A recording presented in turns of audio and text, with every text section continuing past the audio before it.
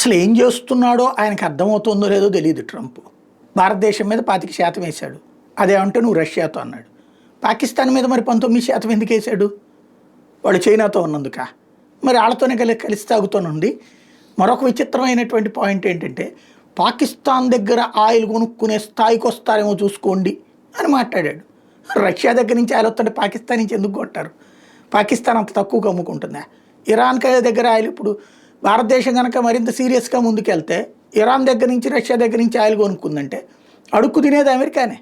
ఎందుకంటే భారతదేశం వ్యాపారం బిగిన్ చేస్తే ప్రపంచమంతా ఆయిల్ అమ్ముతుంది. ఇప్పుడు అమెరికాకి, యూరప్ దేశాలకి ఆయిల్ నువ్వు $120 ఇస్తుంటే మేము $60 ఇస్తామంటే ఏమవుతుంది? సంకనాగిపోయేది అమెరికానే, యూరప్ దేశాలే. ఒక్కొక్క దాంట్లో ఒక్కొక్క లెక్క ఉంటుంది.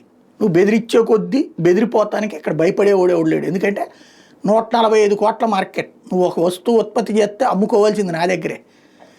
నా దగ్గర వస్తువు నీకు 20 రూపాయలకి అమ్మితే, 20 సరుకులు అమ్మితే నువ్వు 80 నా దగ్గర అమ్ముకోవాలా. ఎందుకంటే నువ్వు ఉత్పత్తి చేసి నీ దేశంలో ఎంతమందికి అమ్ముకుంటావు? 35 కోట్లు. మిగతాది ప్రపంచానికి అమ్ముకుంటేనే కదా నీ దేశంలో ఉన్న ఇండస్ట్రీస్ లేదా రావాలనుకున్న ఇండస్ట్రీస్ బాగుపడేది. 145 కోట్ల జనాభా కలిగినటువంటి భారతదేశాన్ని, 140 కోట్ల జనాభా కలిగినటువంటి చైనాని కాదనుకుని ఏం బతుకుతావు నువ్వు?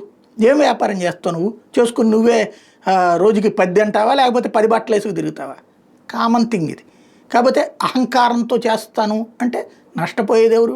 ఇప్పుడు పాకిస్తాన్ మీద 19% ట్యాక్స్ వేసి ఏం చెప్పదలుచుకున్నాడు అంటే, ఓవరాల్గా ఒక అస్థిరమైనటువంటి నిర్ణయాలు, అహంకారపూరిత నిర్ణయాలు ఎన్ని రోజులు నడుపుతారో చూద్దాం.